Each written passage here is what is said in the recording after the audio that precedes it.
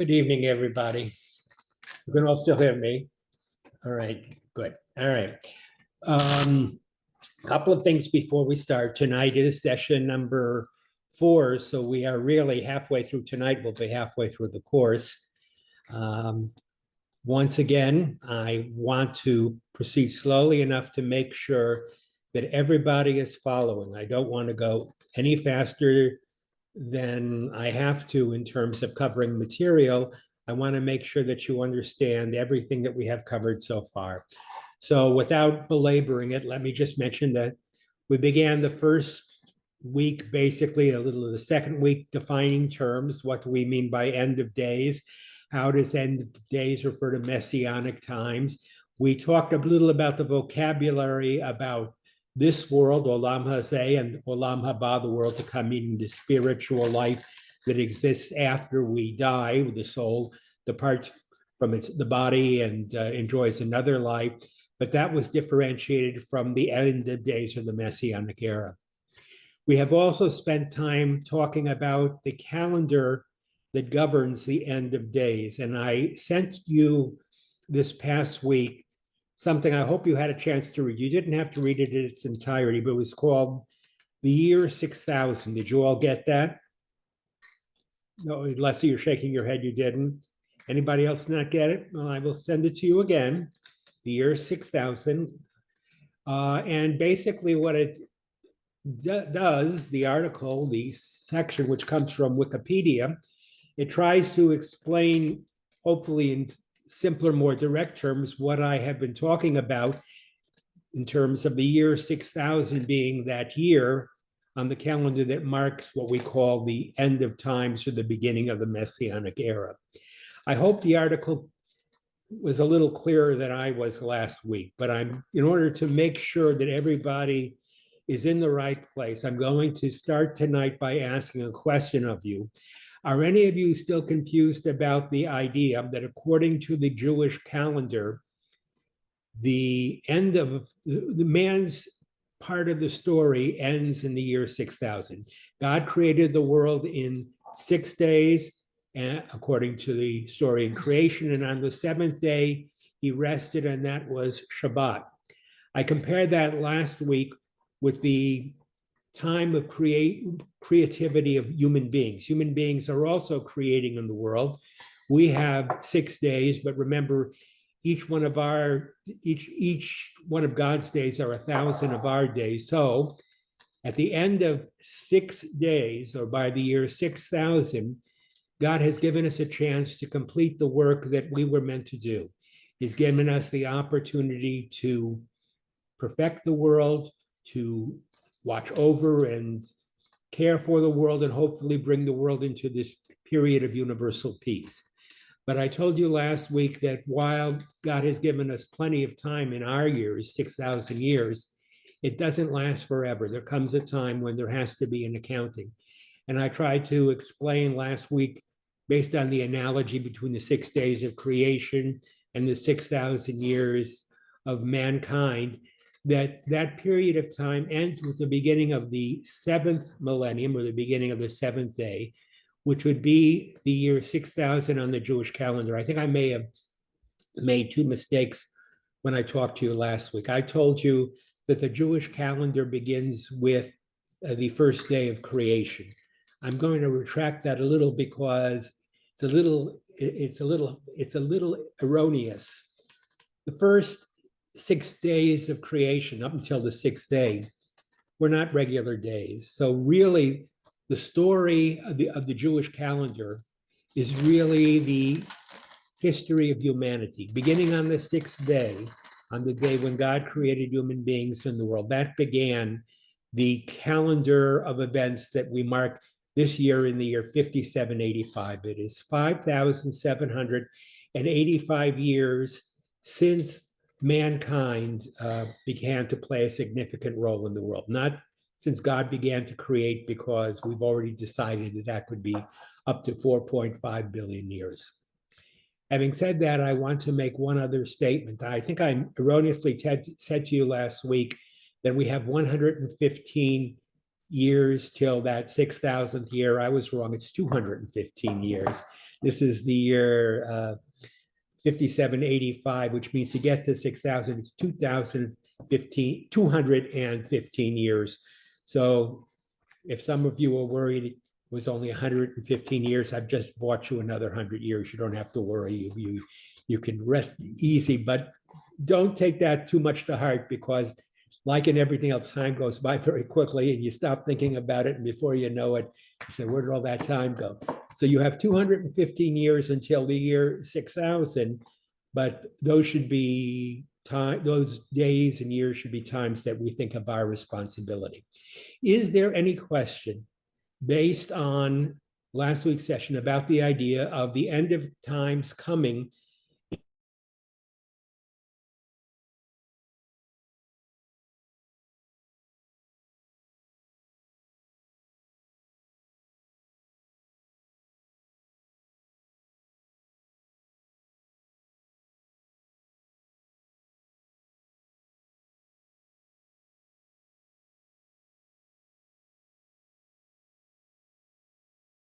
In that case, let's get to it. Did I freeze, by the way? I did freeze. All right, so let me repeat it because I saw everything freeze for a second. If you have any questions about the calendars we discussed last year, but this is 5785 on a calendar which goes up to 6,000 according to the tradition. This is your chance to ask questions. Does anybody have any questions? No. Okay. Well, then now let me bring you up to today, or up to the modern period of time. If you had a chance to read the notes I wrote on the 6 knocks, you probably remember the first knock begins like this. The first knock of our beloved was heard in the political arena among the nations of the world. And I told you last week, or I suggested to you last week, that the beginning of this messianic period, the first signs of this messianic period, began in the years 1947, 1948. And I said to you that the event that we should look to as marking the first of these periods of warnings or of communications from God that it's time to start doing what we have to do, was the founding of the modern state of Israel. So that is the first knock. But in order to understand the first knock, you have to understand how improbable it was that the Israel, the Jewish people, even exists. For those of you who have studied with me before, you know that the Second Temple was destroyed approximately the year 70 of the Common Era, which means almost 1900 years ago, with the Roman destruction of the Second Temple and with the exile, the beginning of the exile of the Jewish people from the land of Israel. Beginning almost 1900 years ago, Jewish life was no longer going to be centered in the land of Israel. Jews were going to begin to disperse, to find themselves driven, often involuntarily, to all different parts of the world. We were going into exile. Now, the exile didn't happen immediately. For a while, Jews continued to live in the land of Israel. In the year 135 CE, there was another Jewish revolt against the Romans called the Bar Kokhba Revolt. And in the aftermath of that, the spread of Jewish refugees, the diaspora of Jewish life increased, so that by the time of the Mishnah, about the time of the year 230 or so, there were probably more Jews outside of Israel than there were in Israel. Where were the Jews living? You might say, well, they were living in a number of places. First of all, there was still a big Jewish community in the lands of the East in what we called Babylonia. You remember that the first exile of the Jewish people took place in the year 586, although 70 years later, the Jews were given permission by Cyrus of Persia to return to their land to rebuild their temple. Only a minority of the Jewish population returned to Israel to reestablish life in the Holy Land. The majority of Jews from the time of the Babylonian exile in 586 BCE, the majority of Jews lived outside the land of Israel. And even when Jews returned 70 years after the destruction of the first temple, even then, many Jews were living in other parts of the world. At that point, when they returned, there were Jews living in the East, in Babylonia, and in the countries of the East. There were Jews who were living in Egypt. Jews were living in communities throughout the world, including communities of the West like Greece, like Rome, and other countries. Jews were dispersed throughout the land. And as the years went by, fewer and fewer Jews remained in the land of Israel. Now, I'm not going to go into a study with you about how few Jews there were in the land of Israel at any given period. The truth is, throughout the centuries, throughout the millennia, Jews have always lived in the land of Israel since the time of Abraham. There have always been Jews in the land of Israel. But during a good portion of the last 1900 years, most Jews were found in communities throughout the world, in the West and the East, all over. We were truly a people who was dispersed, as God says in Deuteronomy. We were dispersed, exiled to the corners of the earth until God decided it was time for us to remain. As the centuries passed, I would like to tell you that Jewish life became easier, but any of you who know Jewish history know that that would be a lie. The Roman destruction of Jerusalem and the persecution and the destruction that we suffered at that time did not end the suffering of the Jewish people. It continued on. It continued on after Rome gave way to Byzantium. It continued on after the Byzantine Empire adopted Christianity.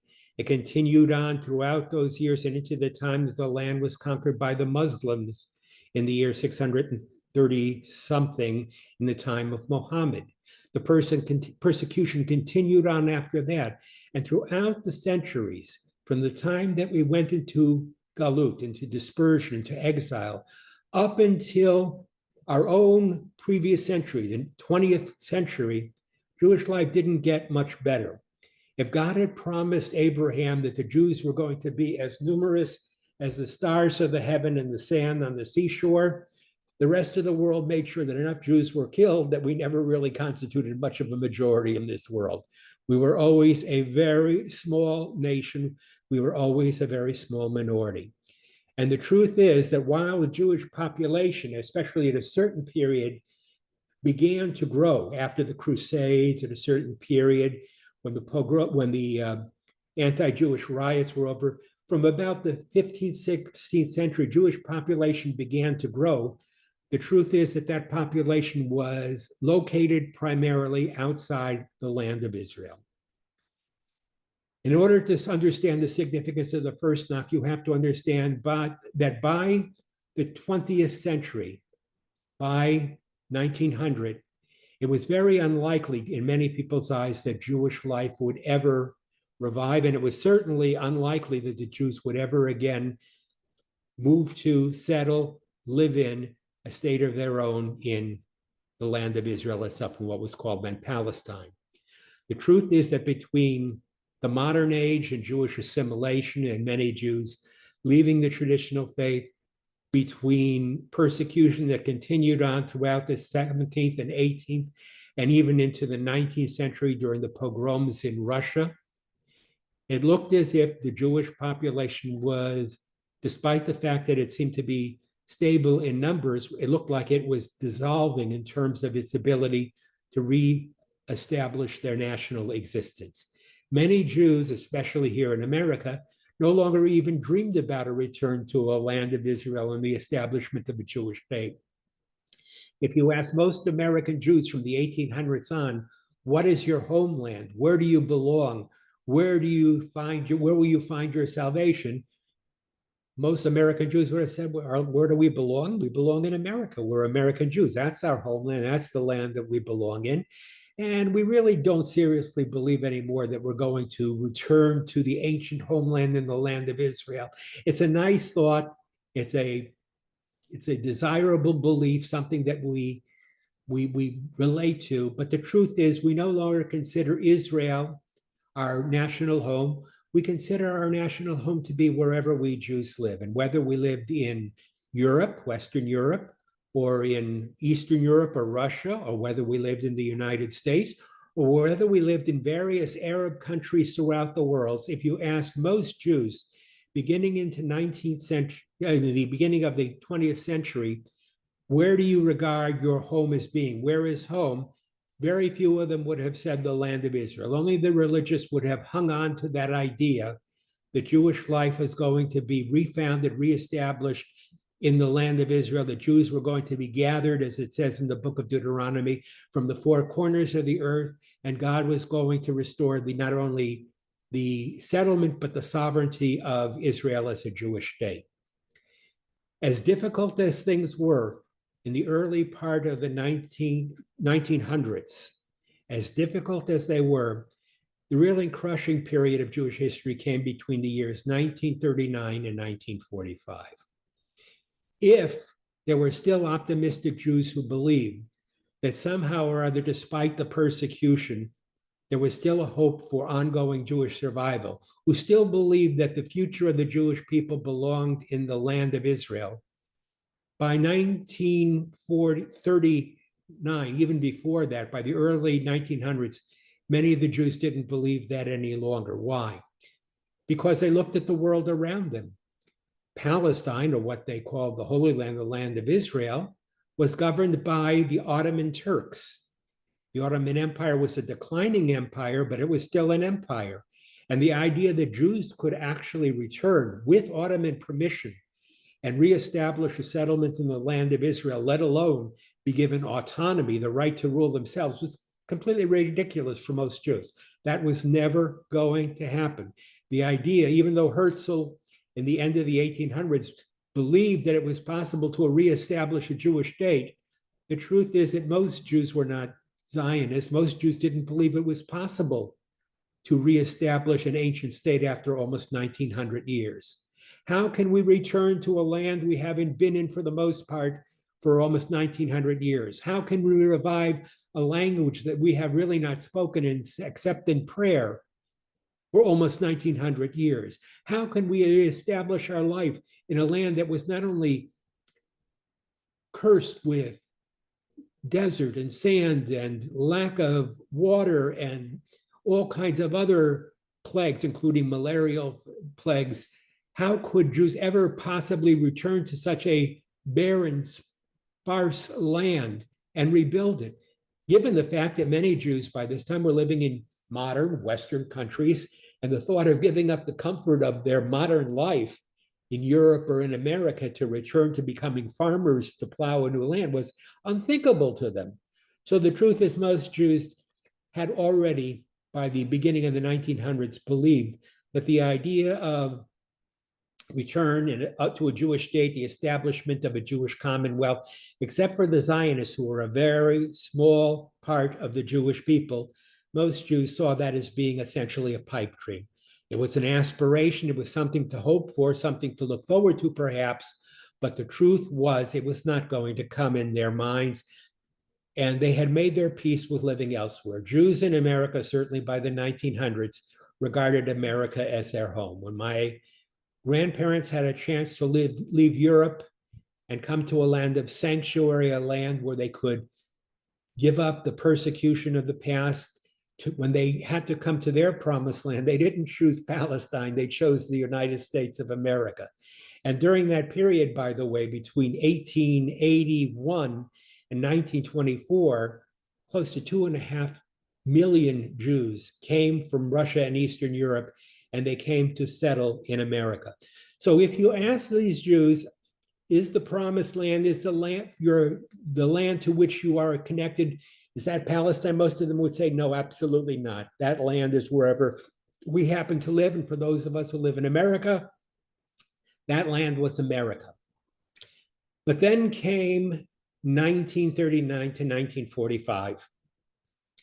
And then came another period of disbelief and horror.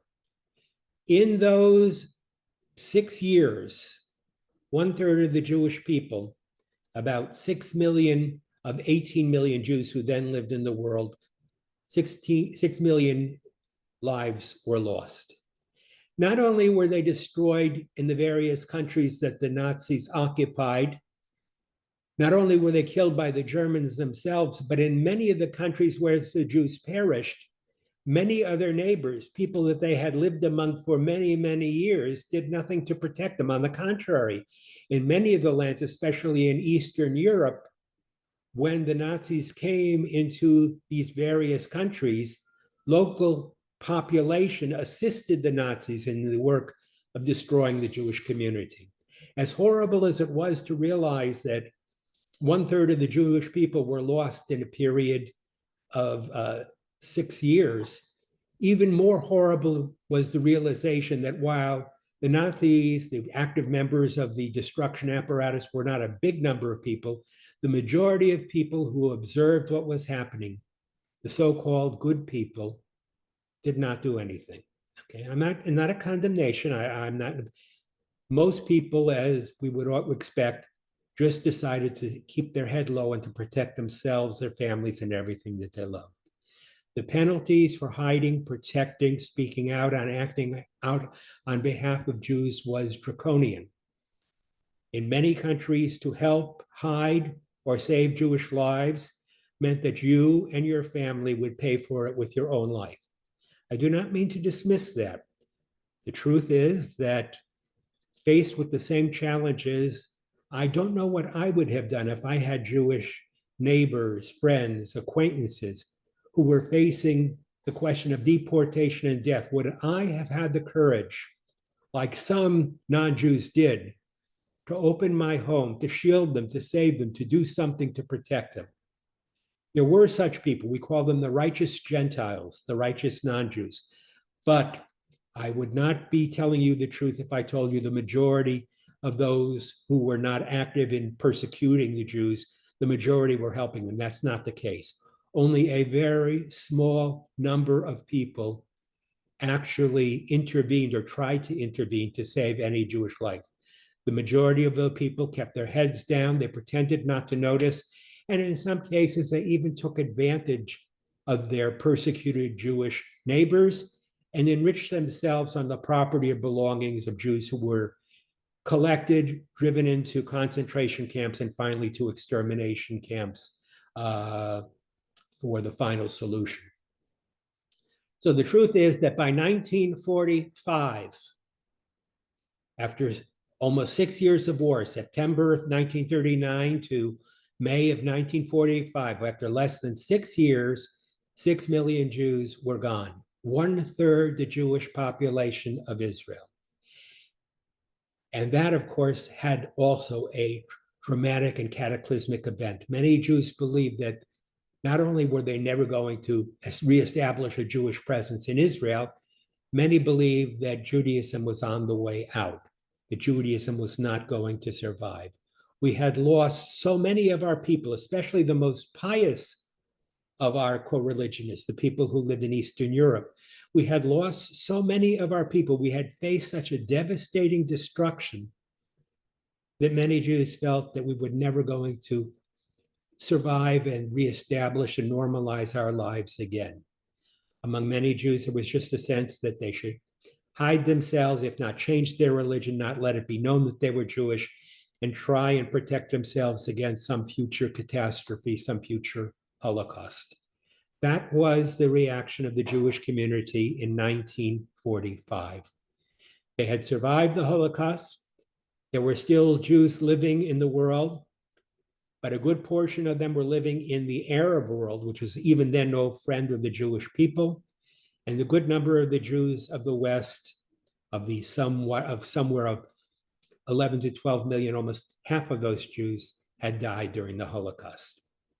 So you will understand when I say the belief that the Jewish state could be founded 3 years after these events is rather remarkable. No one would have believed it. If you had told someone in May of 1945, at the end of the war in Europe, within 3 years, in May of 1948, Israel will reestablish itself as a Jewish land and resurrect the Hebrew language and restart the experiment that had begun almost 1900 years ago, you would have been laughed at.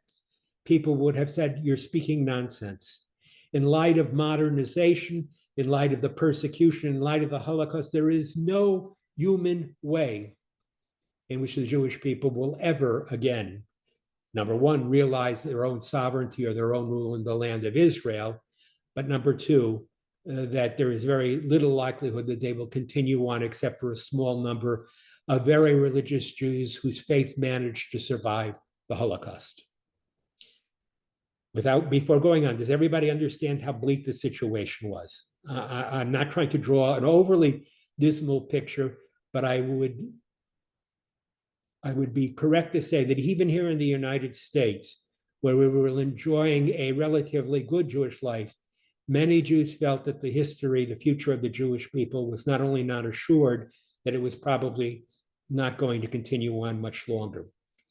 And as the years immediately after the Holocaust followed, and as Jews became more acculturated, there was more and more prediction that the end of Judaism was to come. I remember an article in Life or Look magazine, I think it was, called The Last American Jews or something like that, which predicted that Judaism was not going to survive. This was in the 1950s, 60s, that the Jewish people had lost so much. They had experienced so much sorrow.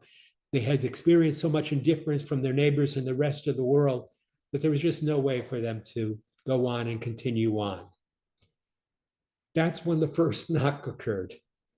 And to understand the first knock, the knock that began, Rabbi Soloveitchik said, that began with how did he put it here? Hold on. Was heard in the political arena among the nations of the world. You have to know what was with the nations of the world at the time.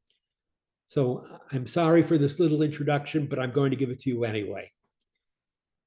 By the year 1900, as I have already told you, it did not look very hopeful for Jewish life. There was a small community that was living in the land of Israel. The Jews who came to Israel came from Russia and Eastern Europe. They were known as Chovevei Zion, lovers of Zion. They came with this incredible idea that they were going to reestablish Jewish national life in the land of Israel. Everybody laughed at them. The socialists, the secularists, even the religious said, "What are you doing?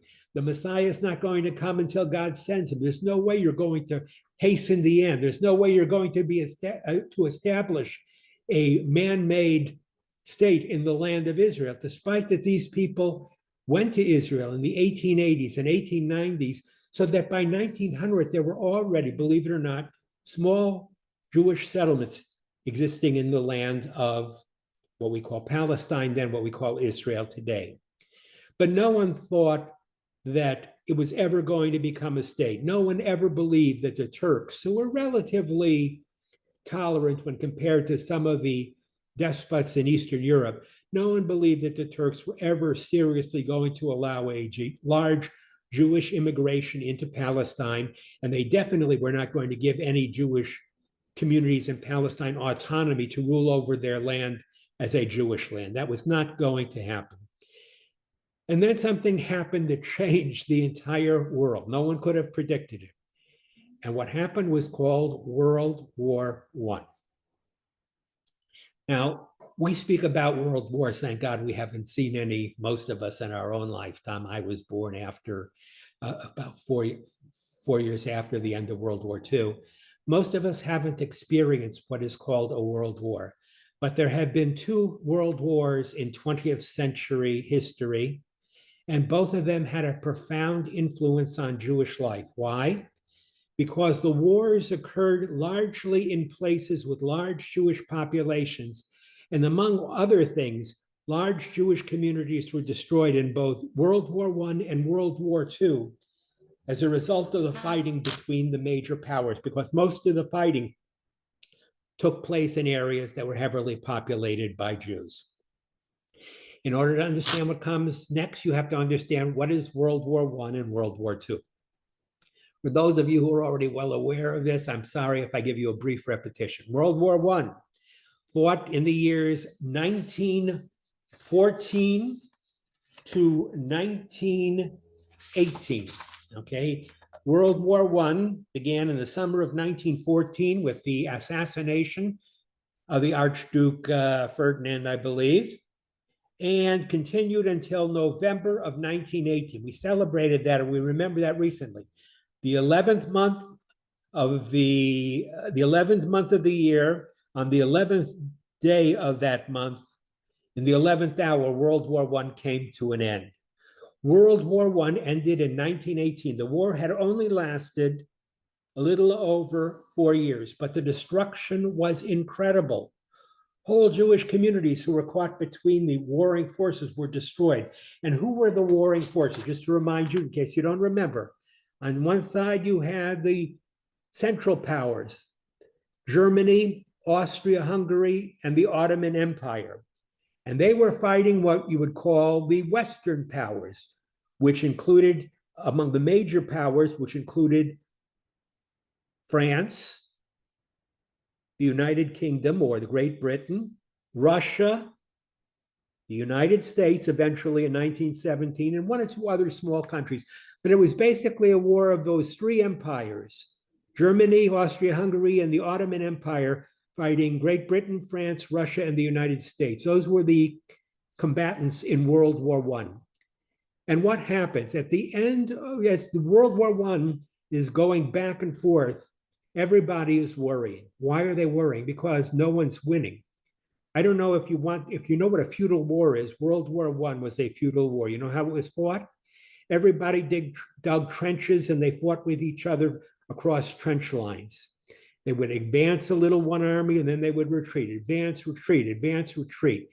After 3 years of war, by 1917, many of the Western powers, as well as the countries in Central Europe, began to despair that there was ever going to be an end of World War I. No one could imagine how this war was ever going to end. Not only was the fighting brutal in civilian areas, but it also employed weapons that had never been really employed in war before, like airplanes, like poison gas, like modern munitions.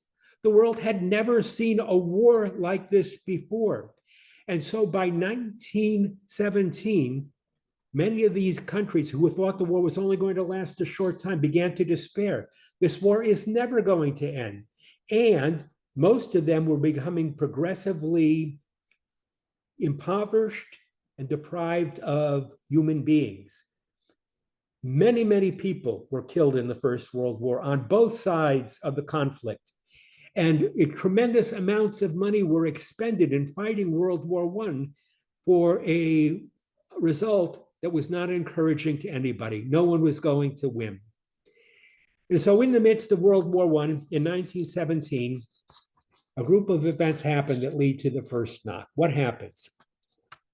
In 1917, after 3 years of fruitless war, suddenly it looks like one of the major powers, one of the major combatants, Russia, is going to pull out of the war, which it does.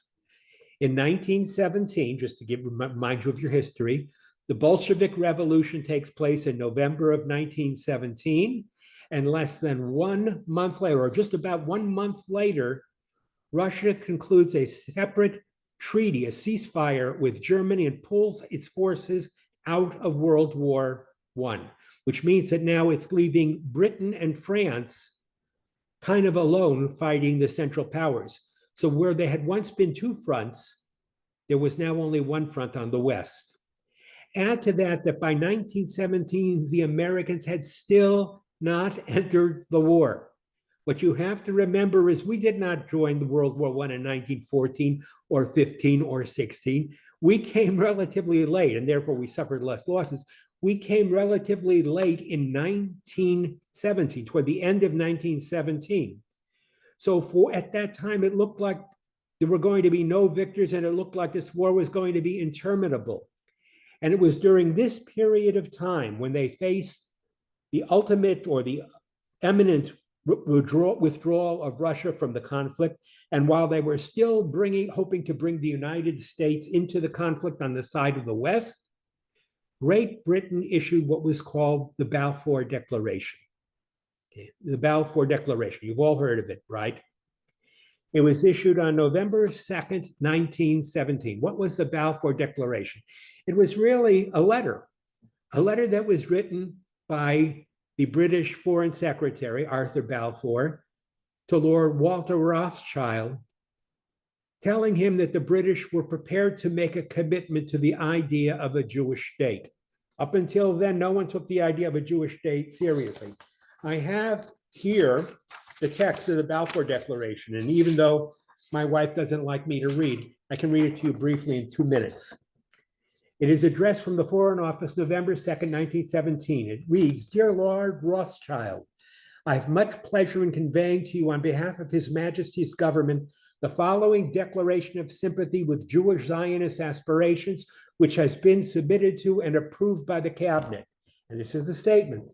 "His Majesty's government view with favor the establishment in Palestine of a national home for the Jewish people, and will use their best endeavors to facilitate the achievement of this objective, it being clearly understood that nothing shall be done which may prejudice the civil and religious rights of existing non-Jewish communities in Palestine or the rights and political status enjoyed by Jews in any other country."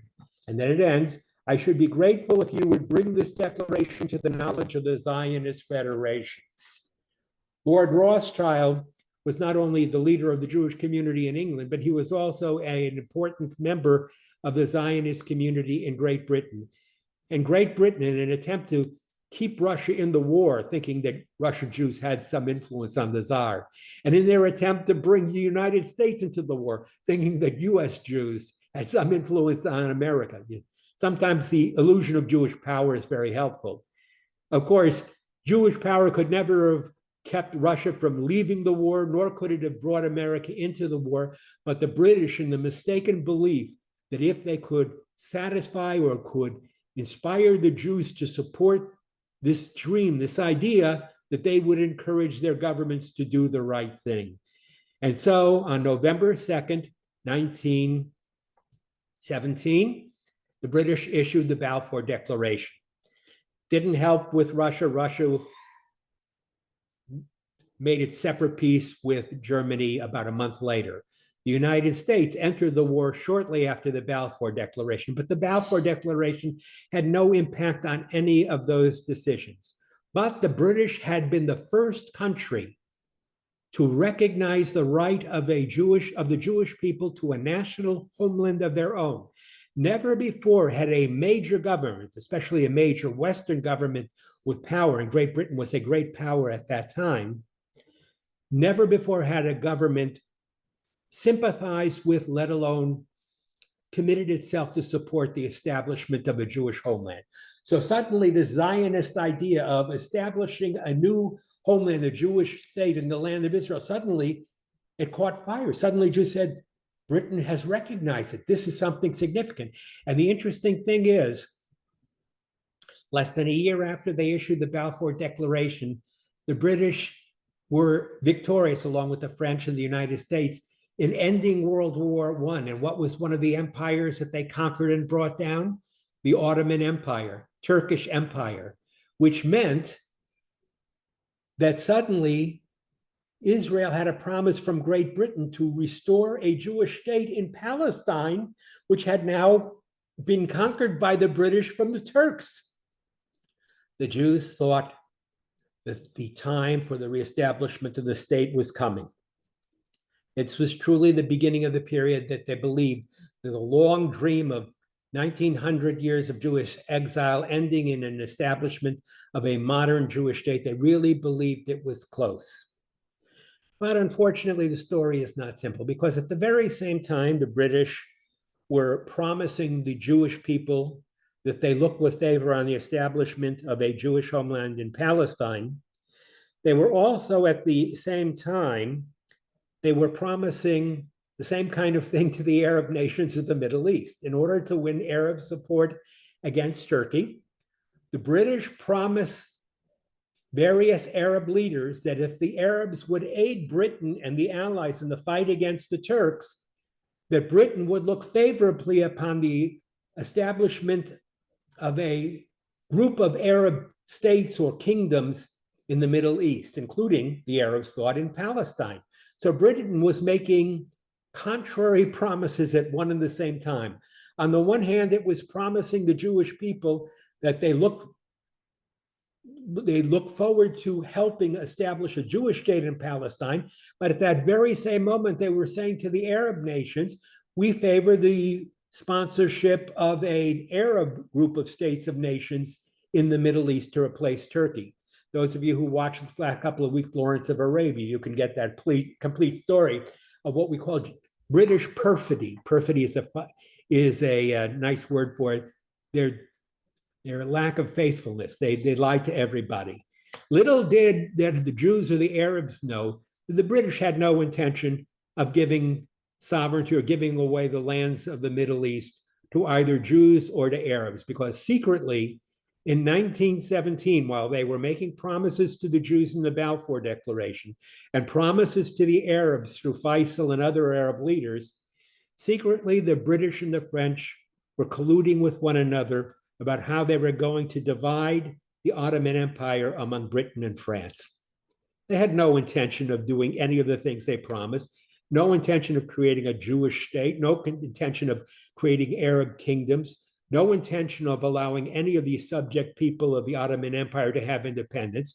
Britain and France, in an agreement called the Sykes-Picot Agreement, agreed to divide all of Turkish properties, which included properties all throughout the Middle East up into through Iraq and through Jordan and through all these areas up until Iran. They were going to divide the land between them. France was going to get some of it, and England was going to get some of it. Sykes-Picot Agreement, look it up. If you want to talk about duplicity, about lack of honor, about lies, about setting up a situation in the Middle East that was going to have disastrous results, it led to the conflict between Jews and Arabs. It was all the fault of Britain and France. They had lied to everybody. They made Jews think that they were in favor of establishing a Jewish homeland in Palestine, and they made the Arabs think that they were going to establish independent, autonomous Arab kingdoms in the former Turkish territories. The British and the French, they lied. Now, they might have gotten away with it, except for one thing. They won the war in 1918, less than a year after, about a year after the Balfour Declaration. They won the war, but suddenly they had to fulfill their promises. Why? Because after World War I, a new international organization was created. What was this organization called? It was called the League of Nations. It was born following the Second World War in an attempt to create an international community that would forever guarantee that there would be no more war, that it would resolve all conflicts through an international organization that would resolve difficulties peacefully and not with the return to war. And in 1920 and 21, when the League of Nations was meeting, they said essentially to Britain, you have to fulfill your promise. You have to recognize the promises that you made to the Jewish people. And Britain was given what's called a mandate, which means the right to rule Palestine with the understanding that they were only ruling Palestine until such time as the Jewish people could develop the mechanisms, the organization to establish their own independent state. And Britain reluctantly had to accept that mandate. The League of Nations said you can have a mandate in Palestine, you can have your influence there, but not as an independent force, not for yourself. You can hold this mandate in order to establish a Jewish home in Palestine. And we Jews rejoiced. We really believe that through the United Nations, despite the fact that we didn't know that at that time, that despite the fact that we distrusted the British already, we really believed that the League of Nations, which was the United Nations at the time, represented the world, that the League of Nations supported the creation of a Jewish homeland in Palestine. So what happened? Well, what happens is the passage of 2 decades. The war ends in 1918. 2 decades later, 1938 and 39, what have the British been doing in Palestine? What they have been doing is setting Jews against Arabs. What they have been doing is lying to both communities in Palestine, both the Jewish community and the Arab community, and they have tried to have it both ways, To appease the Arabs, they take the area of Palestine east of the Jordan River, and they create a new Arab state, and they call that Arab state Transjordan. Transjordan, across the Jordan. No state ever existed called Transjordan. Originally, Palestine included both sides of the Jordan River, what we today would identify as Israel and Jordan. But the British, in their duplicity, chopped off that part of Palestine, called it Transjordan, and gave it to their client, Saudi Arabia, gave it not to Faisal. It was given, I don't remember, they gave it to one of Faisal's brother, and he became the leader of Transjordan. In Palestine itself, the British initially wanted to bring Jews into the land. In the years after 1918, they originally encouraged and allowed Jewish immigration year after year into what was then Palestine. But as Jews escaping from the persecution in Europe following World War I, as they came to Palestine in greater and greater numbers, what was the reaction of the Arabs who were living in the state? The Arabs saw all these Jews immigrating, coming to Palestine, settling, buying property, buying land, establishing settlements. And gradually the Arabs began to realize that if this continued, they, who were a majority of the inhabitants of Israel at the time, they were going to eventually become a minority. So what did the Arabs do? They rebelled against this by creating a series of riots. They began at different times, beginning in the 1920s, continuing in the 1930s, in an effort to keep the British or convince the British not to honor the agreement they had made with the Jewish people in the Balfour Declaration. It became so serious that in 1936,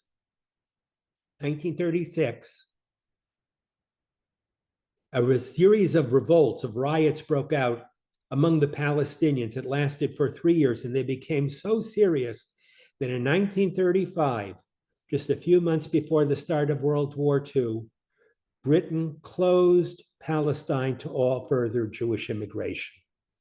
At the precise moment when Jews in Europe were trying to get out of Europe, when it now became clear to even the most deluded Jew that Hitler was not going to pass away, that this Nazi storm was not going to end. By 1935, you had the Nuremberg laws. By 1936, there were already laws against the Jews throughout Germany. In 1938, Austria was added to that.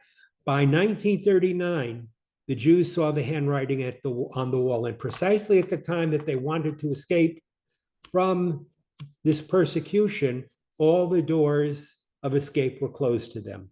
The West didn't want to take them in. The United States wasn't going to take them in because in 1924, the United States had put restrictions on immigration to this country. The only place for them to escape to, their only home they had available, now they were told the doors were closed to them. They could no longer go to Palestine. There was, I think, a quota of how many Jews could be accepted each year, but it was ridiculously low. It was 5,000 Jews could be accepted each year. And you were talking about hundreds of thousands, millions of Jews who were facing the final solution. So what happened is, precisely as the World War II begins, September 1st, 1939, not only do the United States and Britain and a great many other Western countries close their doors to Jews who were desperate to get out of Germany and Central and Eastern Europe, but they also closed the doors of Palestine as well. And I do not have to tell you, who are familiar with the history of the period, that from 1939 to 1945, despite the fact that Western countries sympathized and expressed compassion for the sufferings of the Jewish people, those doors to Palestine were kept closed. Jews were not allowed in, and any attempts to bring in Jews illegally were stopped by the British with the agreement, the silent agreement of the United States. We would like to think that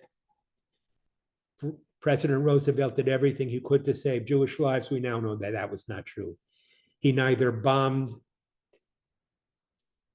death centers where he knew Jews were dying.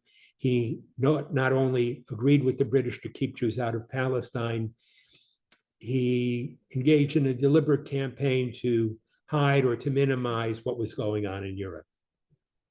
The result was in 1945, when the World War had ended, the world was confronted with the problem of a Jewish community that was greatly reduced and no longer saw its future in Europe. At the end of the war, when they were offered the opportunity by the victorious Allies to return to Germany and Poland and Ukraine and other countries, the Jews said, thanks, but no thanks. We are not going back to any of those countries. That was where we lived. That's where we were deposed from. That's where we were deported from, but those aren't our countries. And those few Jews who did try to go back quickly found out they were not welcome back. The majority of the Jews who survived the Second World War, especially those in the camps, the survivors of the concentration camps and the death camps, when asked, where do you want to go? Where do you want to be established? They had one answer: we want to go to Israel. We want to go to Palestine. And that was not a popular answer among the British. To say the least, by 1945, the British were already regretting the fact that they had ever promised to support the idea of a Jewish state. The British were already realizing that the Arab world was opposed to the establishment of a Jewish state in the Middle East. The British realized that there were many millions of Arabs and many Arab states, but there was no Jewish state and a very small number of Jews. The British realized that suddenly oil, which came from the Middle East, was a very important commodity, and that the Arabs possessed the oil and Jews possessed nothing. The British very quickly said, in the aftermath of 1945, we grieve for the Jewish people. We'll do everything we can to resettle them, to reestablishment in the countries that they came from. They would do everything to reestablish us in the communities that had been destroyed in Europe. And the Jews, by and large, said, no, no. We would rather stay in the displaced person camps. We would rather remain stateless than go back to countries where we will be slaughtered again inevitably. And it is that background now that provides the history of the first knock. The first knock, I will suggest to you, was unforeseen. It could not have been foreseen.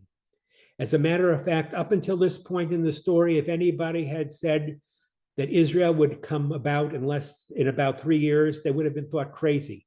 They didn't even think Jews would be around in 3 years. But a series of events happened that are hard to explain. Let me begin with the first of them. In 1945, Franklin Delano Roosevelt, who had been recently elected the previous year, 1944, to an unprecedented 4th term as President of the United States, okay? 32, 36, 40, and he won again in 44. Franklin Roosevelt, who had been elected to be president for a 4th time in 1945, he takes a trip. He takes a trip to meet with the leaders of Russia and Great Britain. This meeting takes place in a Russian resort town in the Crimea known as Yalta.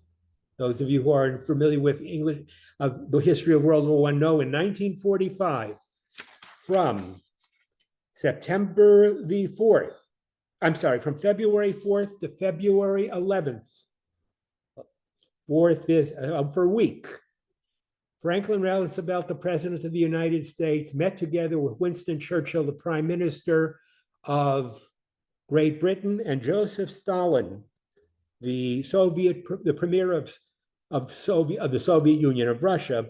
They met together in Yalta to discuss the final stages of the war. By February 1945, everybody knew in Europe that the Allies were going to win. By then, it was no secret that within a relatively short period of time, the European war would end, the forces of Nazi Germany and their allies would be defeated, and that victory in Europe was inevitable.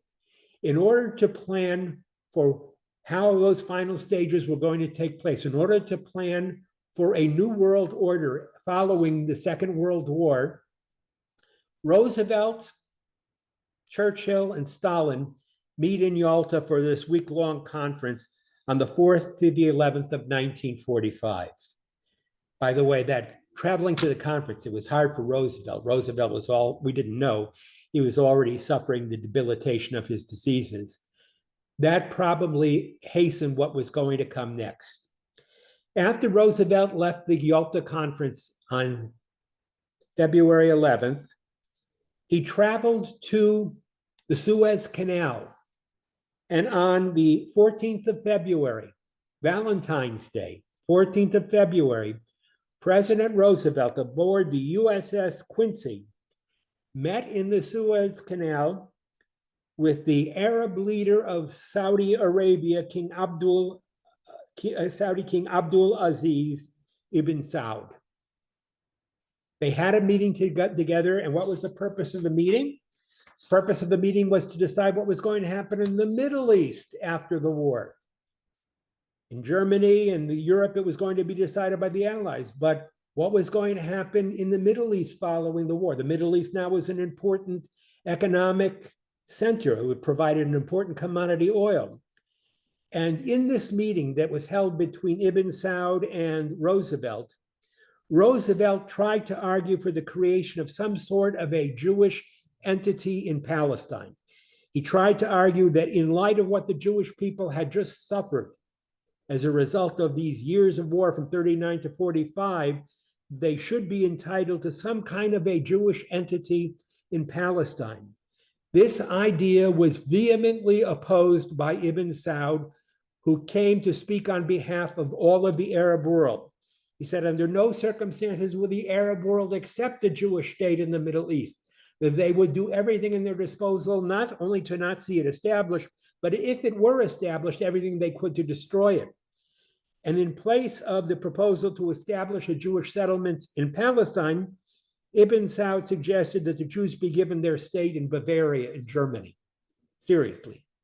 He suggested the alternative for Palestine, let the Jews have their state if they want one, their commonwealth, whatever, their entity, their homeland, let them have it in Bavaria in Germany. That, of course, was a no-starter as far as Jews were concerned. As much as they disagreed over policy, the truth is that as a result of this conference, Roosevelt was very impressed with Ibn Saud. The impression Ibn Saud made on Roosevelt was very strong, and he was impressed not only by Ibn Saud himself, he was also impressed by the fact that Ibn Saud seemed to speak for the Arab world, and that the Arab world, which then held the great majority of the known resources of oil in the world, was unanimously opposed to a Jewish state being established in Palestine. There was no way they were going to allow it. So impacted was Roosevelt by his meeting with Ibn Saud, which took place on the 14th of February, 1945, that he later remarked that he learned more in his discussions with Ibn Saud at that brief meeting than he had known about the history of the area before.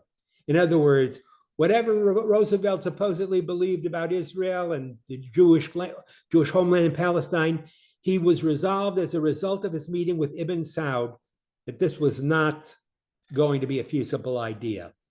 And between the resistance of the Arab world, between the economic necessity for oil, and also, despite the pressure of the State Department, which also said America needs a lot of allies in the Middle East, it's stupid to back one Jewish state and anger all those Arab states in the process, it looked as if Roosevelt was not going to recognize the commitments he had given earlier. He was not going to honor the thought of establishing a Jewish community, a Jewish homeland, whatever you want to call it, in Palestine. It looked as if By that time, the importance, political and economic, of the Middle East had pretty much decided Roosevelt this was unreasonable. And then the next miracle occurred. Because on April 12th, 1945, less than 2 months later, Franklin Delano Roosevelt dies. I will make a statement now, and I will not retract it because I believe it firmly. Had Roosevelt lived, we would never have seen the establishment of the modern state of Israel. Roosevelt, with all of his commitments to Britain and to the State Department and to the Arab world, if Roosevelt had lived, the modern nation of Israel would never have come into being. It was only because when Roosevelt died on April 12, 1945, on that same day, he was succeeded by a vice president that he had never really wanted. In 1944, in his election to the fourth term in office, Roosevelt chose a nondescript, mild, seemingly non-presidential man to be his vice president. That man was Harry S. Truman. Roosevelt felt that Truman was innocuous, that he couldn't do too much damage, and that if for some reason he was out of the picture, Truman would not be able to get much done.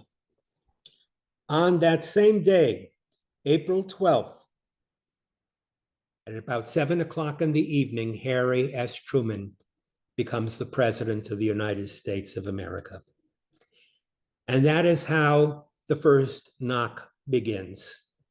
Had Roosevelt lived, despite what they had suffered, despite World War II, despite the decimation of the Jewish population, with all of those things against them, if Roosevelt had prevailed, the Jewish nation would never have been reborn. It took, God himself to see that that wasn't going to happen. Franklin Delano Roosevelt was not allowed to continue in office, and the way was prepared for a man who was going to guarantee, by his very nature, that Israel would be born. A man who was not beholden to the State Department, was not beholden to Great Britain, a man who had been relatively uninvolved in foreign affairs, but a man who was moral, who was a believer in the Bible, and who, when he came to the position of power himself, and the war, by the way, ended a month after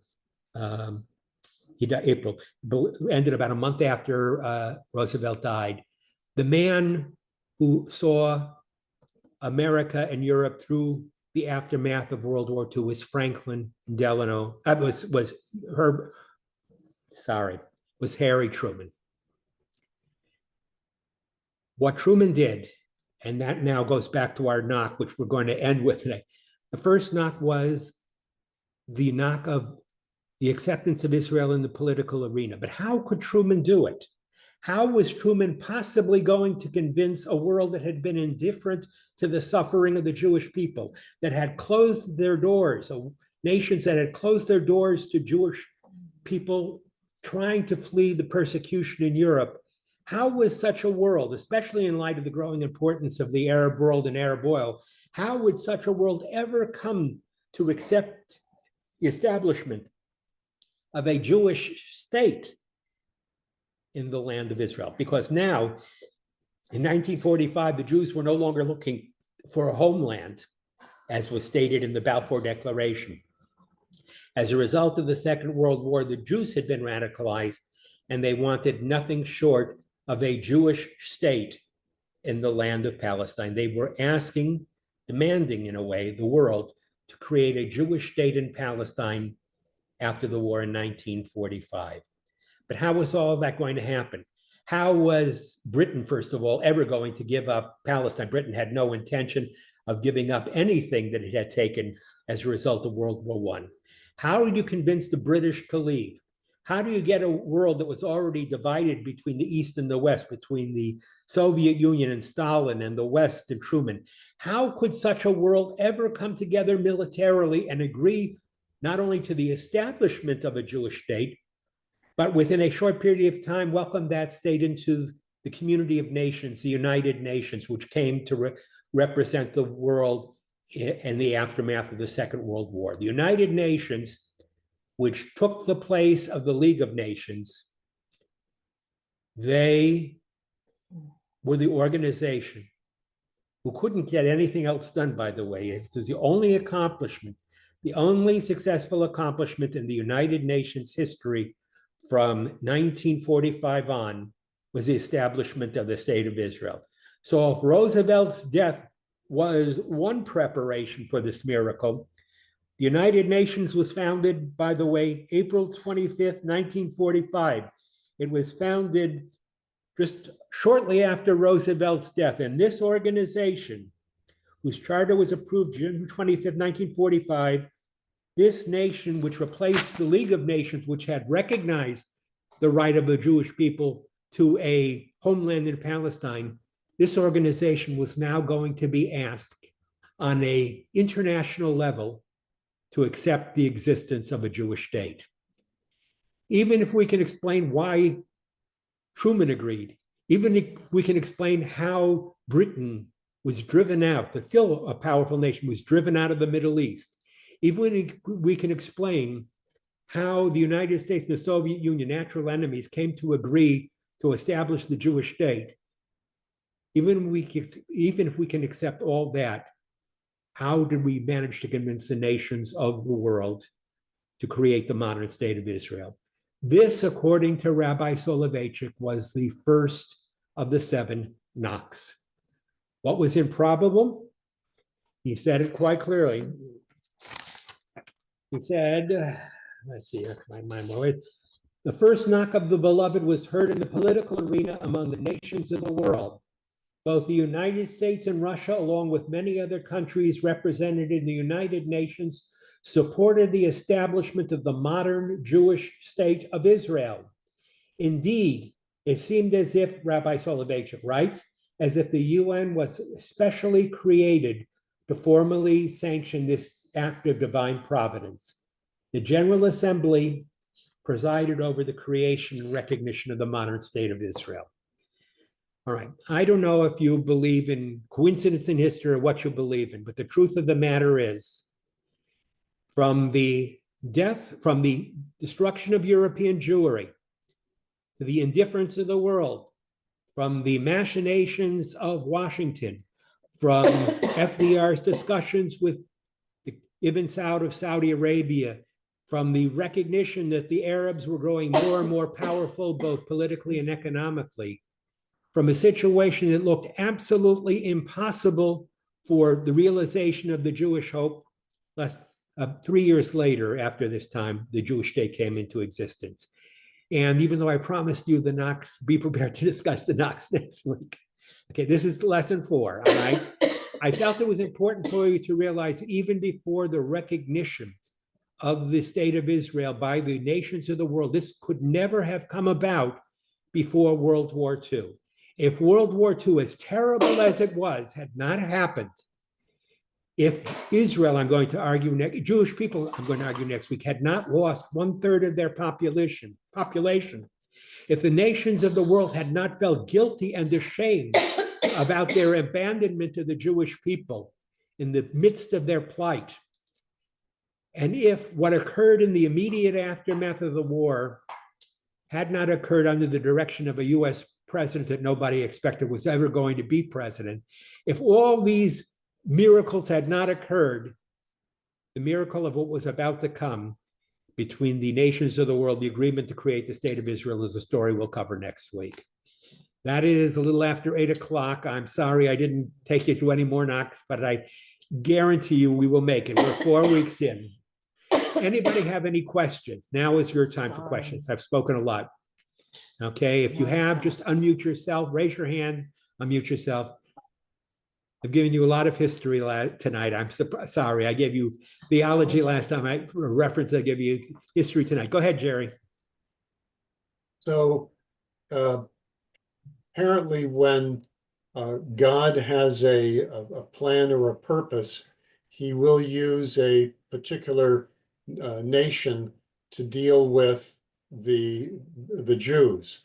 We know that Cyrus, Persia, released the Jews, sent them back from Babylon. So now we've got if you want to call it a modern day fulfillment of some bizarre circumstances where a nation of Israel is now declared. Jerry, this has been a pattern in Jewish history from the very beginning. When Jews were being persecuted and suffering exile in one country, God had already opened up other countries to receive them. When they were forced to leave England at the end of the 13th century, they found a home in France. When a century later they were forced to leave France, they found homes elsewhere. When they left Spain in 1492 and Portugal in 1495, they found new kingdoms that were ready to accept them, Poland and Turkey. It has always been the case that as one door is closing, even before the door has closed, God has opened other doors through other nations to save the Jewish people. God acts through nations. The Jewish people, even before the events of this last period of time, have always found themselves in a situation where, when persecution and destruction threatened them on one front, salvation was available to them in a completely other front that they had never anticipated before. So yes, in answer to your question, yes, God uses the nations of the world in strange ways to bring about his purposes. Tommy, go ahead. You know, when I was reading about that, that agreement was always called Sykes-Picot. It was never called anything else. You don't remember, you never heard of Sykes-Picot? No, Sykes-Picot is what it was called. Yeah. You said another name, but it was always called Sykes-Picot. That and the fact that the Russians were responsible for exposing the plan to the rest of the world. Anyway, maybe I'm getting a little ahead. No. You're absolutely right. The Sykes-Picot agreement among two friends, yeah, who Israel and the Arabs trusted, turned out to be perfidy. It turned out to be unfaithfulness. Russia, which had persecuted Jews terribly in the end of the 1800s and the beginning of the 1900s for reasons of its own, will support the existence of a Jewish state to drive the British out of Palestine. It wasn't that Russia had become great lovers of the Jews. Russia didn't care for the Jews anymore in 1948 than they cared about them in the 1880s. But they understood that to get the British out of Palestine, to create a vacuum for Russia, they had to support the establishment of a Jewish state.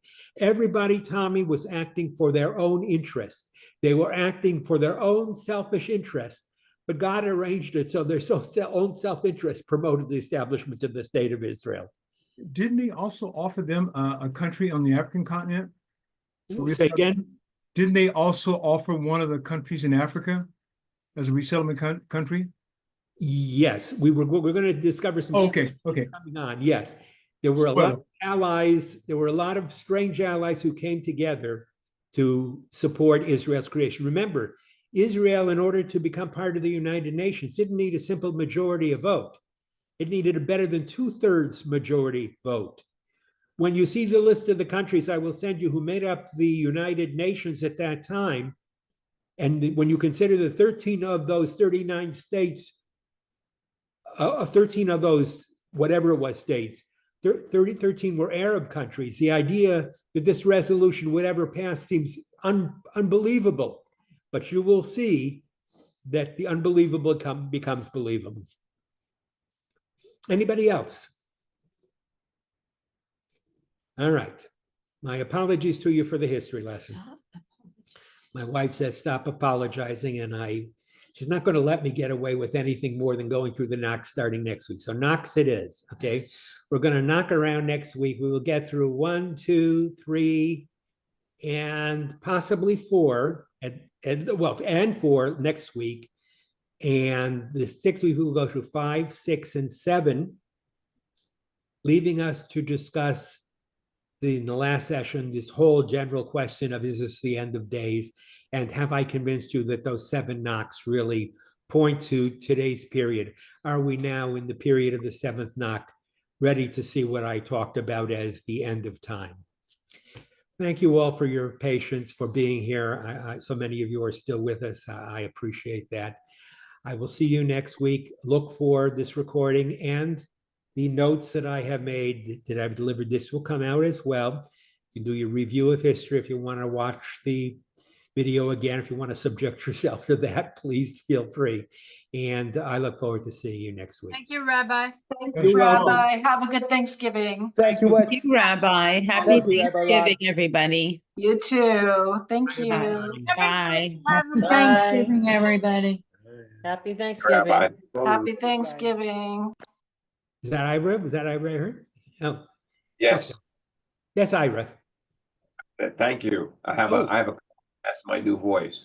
Oh, all right. Well, take care of your voice. Take care, Froggy. Get over everything. Be healthy after Thanksgiving, and I'll see you all next week. Thank you, Thank Rabbi you. Rod. Happy Thank you. Thanksgiving. Thank you, Jerry, for the call earlier. That was much appreciated and welcome. Good night, everybody. Night. I didn't even stop it. Couldn't stop it by just stopping it.